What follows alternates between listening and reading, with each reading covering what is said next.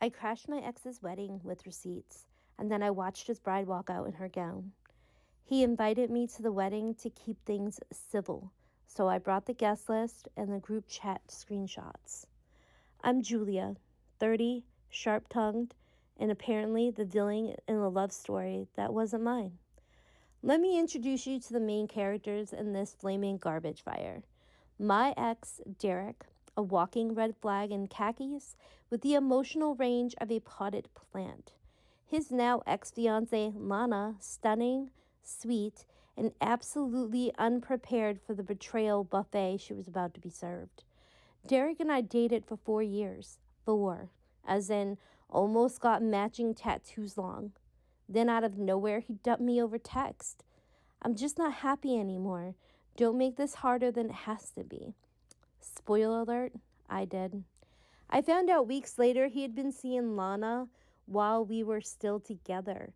She was under the impression that I was just a friend he was helping through a tough time. Oh, you mean the tough time of being cheated on by the man I shared rent and a dog with? Cool. I didn't blame Lana. She was a victim of his "I'm just a really deep guy who doesn't believe in labels" bullshit, just like I was once. Fast forward 8 months. I'm healing.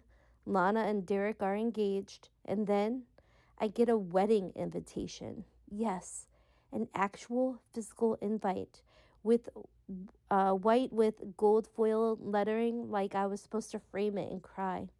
And the note he wrote, "I'd love for you to be there to show there's no hard feelings." Oh, honey, there were hard feelings and screenshots. Because what Derek didn't know was that after the breakup, I started a little group chat with 3 of his exes. We shared stories, laughed, compared timelines, and yes, y'all, the overlap was Olympic level. So I RSVP'd, and I wore red. And I brought a folder, not metaphorically, an actual red folder filled with printed screenshots, photos, and yes, an Excel sheet titled Derek's Timeline of Trash. I waited until the reception, waited until Derek got cocky and walked over to my table, drink in hand, smirking like he was doing me a favor by letting me witness his domestic bliss. "So glad you came," he said. "Really shows how mature we've become." Mature? I smiled sweetly. Let's test that. Then I stood up, I grabbed the mic from the DJ and said, "Hi everyone, I just wanted to say a few words about the groom. Derek, you said you wanted no hard feelings, so I figured I'd bring receipts instead." The room went silent. I opened the folder and began reading the exact messages he sent me a week after proposing to Lana. "Wish things were different. I miss your body. We would have had cute kids. I'm not sure she's the one." Then I pulled out the timeline.